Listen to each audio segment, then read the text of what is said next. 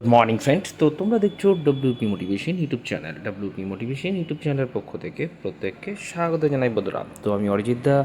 তো আশা করি তোমরা প্রত্যেকে খুব ভালো আছো এবং খুব সুস্থ আছো। তো আজকে তোমাদের কী বিষয়ে ভিডিও করতে চলেছি, তোমরা টাইটেল এবং থাম্বনেল দেখে অবগত হয়ে গেছো তোমাদের কী বিষয়ে কিন্তু আজকে ভিডিও করতে চলেছি। তো আজকের ভিডিওটা সমস্ত ডব্লিউপি যারা অ্যাসপিরেন্ট রয়েছে তাদের জন্য খুবই খুবই একটা গুরুত্বপূর্ণ কিন্তু ভিডিও হতে চলেছে। তো গতকাল তোমাদের জন্য একটা স্পেশাল ডে ছিল। তো প্রত্যেককে আবারও জানাচ্ছি মেরি ক্রিসমাস। তোমাদের ক্রিসমাস কেমন কাটালে, তোমরা এনজয় কেমন করেছো সেটা আমাকে জানিও। তো অবশ্যই আমি কালকেই তোমাদের পোস্ট করেছিলাম যে ক্রিসমাসের যে বড় গিফট সেটা কিন্তু তোমাদের আমি দেবো, সেটা কিন্তু আজকে তোমরা পেয়ে যাবে। ঠিক আছে, আজ বিকেলের মধ্যে তোমাদের যা যা প্রশ্ন, যেটা তোমাদের চিন্তার কারণ, সমস্ত কিছুর কিন্তু আজকে প্রতীক্ষার অবসান কিন্তু ঘটতে চলেছে। ঠিক আছে, তো তোমাদের যে পিএম এবং পিটির যে আমরা যে 5টা ভেন্যু পেয়েছি তার মধ্যে একটা উল্লেখযোগ্য ভেন্যু কিন্তু হতে চলেছে মেদিনীপুর, তাই তো? তো মেদিনীপুরের গ্রাউন্ড কেমন হতে চলেছে বা কেমন রয়েছে সেটাই তোমাদের সামনে কিন্তু আজকে ভিডিওতে তুলে ধরছি, এবং তোমাদের ভগৎ সিং অর্থাৎ দুর্গাপুরের গ্রাউন্ড কেমন রয়েছে সেটাও তোমাদের সামনে কিন্তু আজকে তুলে ধরছি। ঠিক আছে, অম্বিকানগরেরও তোমাদের তুলে ধরছি।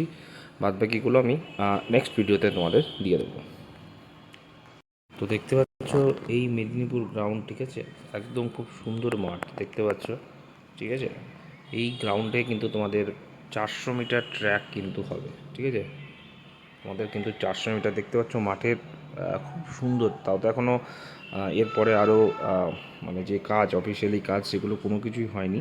ঠিক, এটা জাস্ট গ্রাউন্ডে তোমাদের ছবি দেখতে পাচ্ছ। একদম খুব সুন্দর একটা গ্রাউন্ড। ঠিক আছে, তো একটু অংশে এই সাইডগুলো যদি আমরা দেখি, এই যেগুলো ট্র্যাক দেখতে পাচ্ছ স্পোর্টস ইভেন্ট হচ্ছিলো স্কুলে, সরি ওই গ্রাউন্ডে। তো তার যে ট্র্যাকগুলো দেখছি, এই জায়গাটা হয়তো একটু খারাপ রয়েছে, তাছাড়া বাকি মাঠের সমস্ত অংশটা কিন্তু খুব সুন্দর। ঠিক আছে, দেখতে পাচ্ছ ঘাসে পরিপূর্ণ, দৌড়ানোর জন্য উপযুক্ত।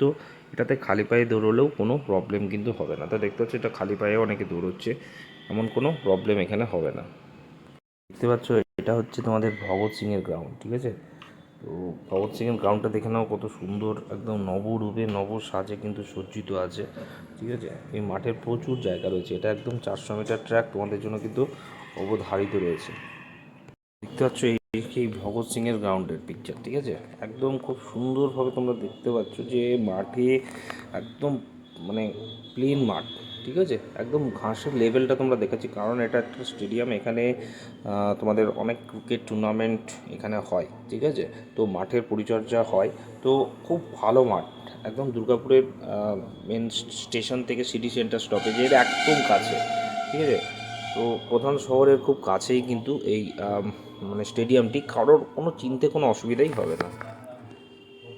এই যে দেখে নাও স্টেডিয়ামটা কত সুন্দর তোমাদের। ঠিক আছে, ভগৎ সিংয়ের জন্য দেখতে পাচ্ছ এটা হচ্ছে তোমাদের অম্বিকানগরের গ্রাউন্ড। ঠিক আছে, এটাও খুব সুন্দর গ্রাউন্ড।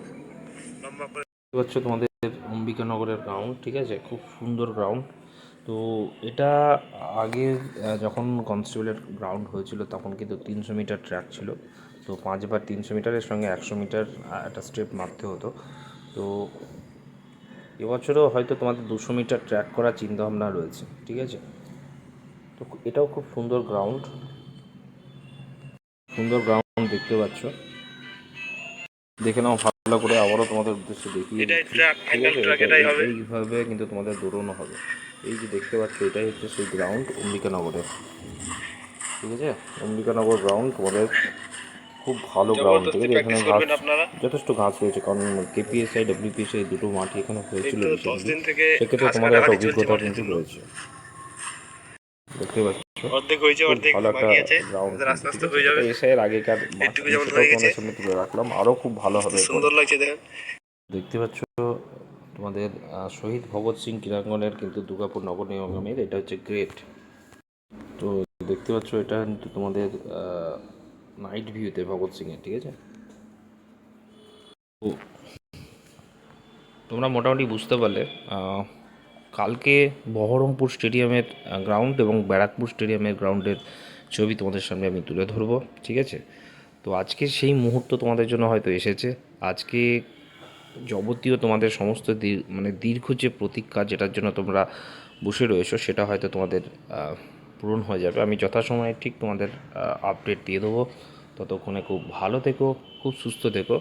আর গ্রাউন্ড নিয়ে তোমাদের এখনও টেনশন করার কোনো দরকার নেই, ঠিক আছে? তোমরা রিসেন্টলি এসআই গ্রাউন্ড তো করে এসেছো, যারা করে এসেছো তাদের সমস্ত অভিজ্ঞতা রয়েছে, তো তোমরা সেইটাই কনস্টেবলের ক্ষেত্রেও দেওয়ার চেষ্টা করো, ঠিক আছে? মেদিনীপুর 400 মিটার হবে, বহরমপুর স্টেডিয়ামও 400 মিটার ট্র্যাক হবে, ভগৎ সিংয়ের ক্ষেত্রেও হয়তো 400 মিটার হবে, ব্যারাকপুরের ক্ষেত্রে 400 মিটার না হওয়ার চান্সেস রয়েছে, কারণ সেরকম ওখানে 200 মিটারই হয়, এটুকু তোমরা ধরে রাখো, ঠিক আছে? অম্বিকানগর তো বলে দিলাম। তো প্রত্যেকটা জায়গায় মাঠে তোমরা খালি পায়ে দৌড়তে পারো, তবে এখন শীতের দিন শু পরে দৌড়ানোই খুব ভালো হবে, ঠিক আছে? যে যেটাতে কমফর্ট সেটাই দৌড়বে। ট্র্যাক নিয়েও ভাবার দরকার নেই, নিজের উপর বিশ্বাস ভরসা রাখতে হবে। মাঠটা সম্পূর্ণ নিজের মনের জোর, এবং অবশ্যই একটা ফিজিক্যাল ফিটনেসেরও ব্যাপার তো অবশ্যই প্রয়োজন। তার থেকে সব থেকে বড় যেটা প্রয়োজন সেটা হচ্ছে নিজের ওপর জোর, ঠিক আছে? নিজের প্রতি বিশ্বাস, নিজের প্রতি ভরসা, এটা থাকলে অবশ্যই তোমরা গ্রাউন্ড ক্লিয়ার করতে পারবে, ঠিক আছে? কেপি কনস্টেবলেরও গ্রাউন্ড তোমাদের হয়তো এই গ্রাউন্ডগুলোই হবে, ঠিক আছে? তো তোমরা সেই মতোই প্র্যাকটিস করে রাখো। ভালো থেকো, সুস্থ থেকো, চলো বাই।